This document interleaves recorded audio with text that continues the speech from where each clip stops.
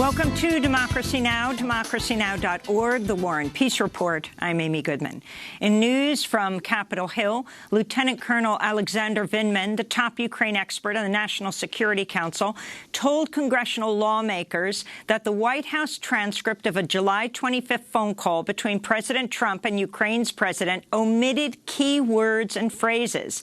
Vindman was testifying as part of the ongoing impeachment hearings into whether President Trump withheld military aid to Ukraine to pressure the Ukrainian president, Volodymyr Zelensky, to investigate Trump's political rival, Joe Biden, and his son Hunter, who served on the board of Burisma Holdings, a Ukrainian energy company. Vindman told lawmakers the transcript of the call excluded an explicit mention of Burisma Holdings by the Ukrainian president, as well as Trump saying there were recordings of Biden talking about Ukraine corruption. Vindman also testified his attempts to include these omissions in the transcript failed. Today, lawmakers will hear testimony from two Ukraine experts who advised former U.S. Special Envoy to Ukraine, Kurt Volker. On Thursday, Democrats are slated to formalize plans for the public phase of the impeachment inquiry with a vote. Boeing CEO Dennis Muhlenberg was grilled by Senate lawmakers Tuesday over Boeing's defective 737 MAX airplane, which was grounded worldwide after two crashes in Ethiopia and Indonesia killed all 346 people on board. This is Illinois Democratic Senator Tammy Duckworth. Boeing has not told the whole truth to this committee and to the families and to the people looking at this. Yes, the pilots did exactly what they were supposed to do, but 5 seconds later, especially if that sensor is still stuck, it overrides what the pilot does and it pushes the nose right back down again. 3 seconds. A pilot's best friend is time and altitude. Yep. And on takeoff, there is no altitude, and he's got no time. During Tuesday's hearing, Muhlenberg admitted Boeing failed to provide pilots with additional key safety system information.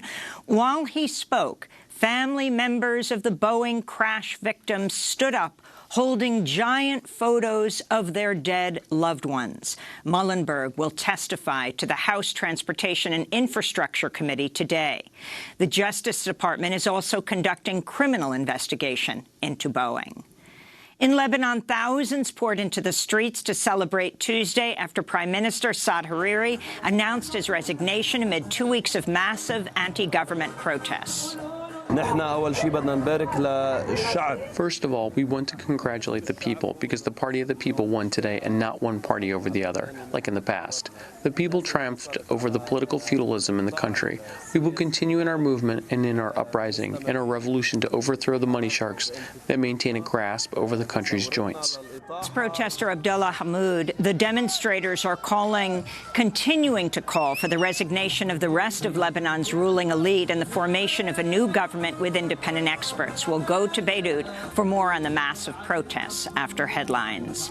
Anti-government protests are also continuing in Iraq, where tens of thousands of people marched on Baghdad's Tahrir Square Tuesday night, demanding the removal of the government. At least 225 people have been killed in the government's crackdown against the protests, which erupted earlier this month over corruption, mass unemployment, and the lack of basic public services. Al Jazeera reports Iraqi Prime Minister Adel Abdel Mahdi may soon be ousted after his two main political backers, Muqtada al-Sadr and Hadi al-Amiri, agreed to work together to remove Mahdi from office in response to the growing protests. In Haiti, anti-government protests have entered their 7th week as thousands of people again took to the streets of Port-au-Prince Monday to demand the ouster of President Jovenel Moïse. At least 20 people have been killed amidst the ongoing protests, which have also shuttered schools for 2 million school children across Haiti. In northern Syria, the Russia-brokered ceasefire between Turkey and Syrian Kurdish fighters expired Tuesday night, threatening to reignite fighting in the region. The Turkish invasion began after President Trump abruptly withdrew U.S. troops from parts of northern Syria, clearing the way for the Turkish offensive.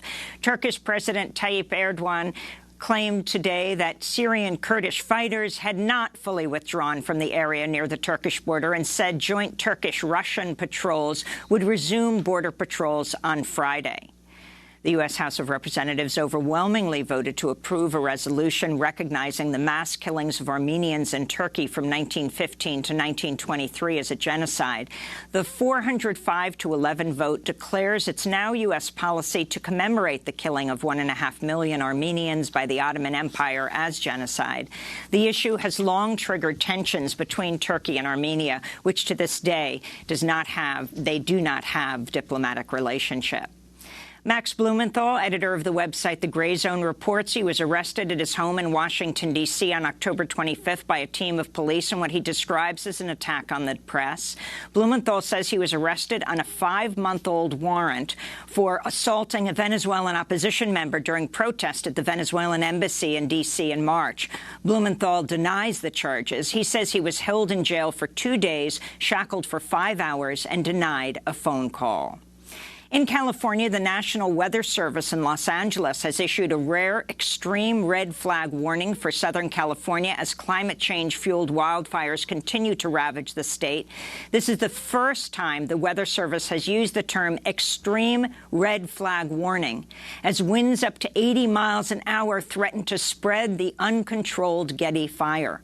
California Governor Gavin Newsom declared a statewide emergency Sunday as wildfires spread from Los Angeles and Northern California, burning tens of thousands of acres and forcing the evacuation of over 180,000 people. And here in New York, about 200 protesters rallied at the headquarters of BlackRock Tuesday, calling on the investment giant to end its support for fossil fuels and companies driving deforestation. BlackRock is one of the world's largest asset managers with more than $6.8 trillion in assets worldwide. It's also one of the biggest investors in coal and oil. This is Reverend Kevin Van Hook of Riverside Church. We're here this morning because we believe that the earth is not something that we've inherited from our past, but rather something that we're borrowing from our future. We're here this morning because we believe that our children and their children have a right to clean air. We're here because we believe that our children and their children have a right to clean water. We're here because we believe that our children, their children, and their children have a right to have a safe planet to call home. And we who believe in freedom for this planet cannot rest until it comes. Tuesday's protest was held on the 7th anniversary of Superstorm Sandy, which blasted New York, New Jersey, and parts of New England with a record storm surge as high as 13 feet, killing 159 people and damaging more than 650,000 homes. A new study published in the journal Nature Communications warns up to 300 million homes around the world will be affected by coastal flooding within the next 30 years amidst climate-fueled sea level rise.